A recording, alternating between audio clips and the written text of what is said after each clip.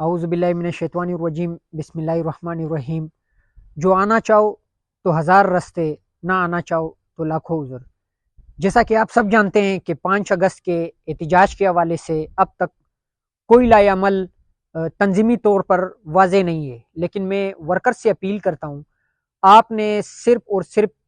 ان کی کال کی طرف نہیں دیکھنا ہے، آپ نے اپنی مدد آپ کے تحت بھی اس تحریک میں رول ادا کرنا ہے۔ جس طرح آپ کے لیڈر نے کہا کہ 5 اگست تک یہ تحریک پیک پہ ہوگی، تو اس کے لیے آپ بہت کچھ کر سکتے ہیں۔ آپ کے پاس بہت سارے ایسے لائے عمل موجود ہے جو آپ خود ساختہ طور پہ اسے استعمال کر کے اپنا پیغام دنیا تک اور دنیا کے ایوانوں کے ساتھ ساتھ جو یہاں ہمارے اوپر غاصب قوتیں جو اس تمام نظام کو کنٹرول کر رہی ہے اسے آپ پیغام دے سکتے ہیں۔ ایک مثال جس پہ عمل کرتے ہوئے میری ایک درخواست ہے تمام ورکرز سے، پورے پاکستان میں جتنے بھی ورکرز ہیں اور جو بھی عمران خان سے محبت کرتا ہے، جو عمران خان کو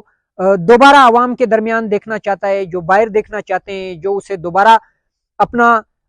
عادل حکمران دیکھنا چاہتے ہیں، تو ان پہ فرض ہے کہ وہ اس میں کردار ادا کرے۔ آنے والے جمعے کے دن پورے پاکستان میں آپ اپنے گھروں کے چھتوں پہ کھڑے ہو کے، آپ اپنے دکانوں کے چھتوں کے اوپر کھڑے ہو کے پاکستان تحریک انصاف کا پرچم لگائیں، اور آپ اپنے گاڑیوں میں جتنی بھی گاڑیاں ہیں، آپ اپنے گاڑیوں میں آنے والے جمعے کے دن لازمی پاکستان تحریک انصاف کا پرچم لگا کر لے رہے ہیں، اور اس کی ویڈیو کلپ بنائیں اور اسے لازمی سوشل میڈیا پہ اپنے اکاؤنٹ پر اپلوڈ کرے اور پیغام دے پوری دنیا کو، جو یہ بتا رہے ہیں، جو یہ سمجھتے ہیں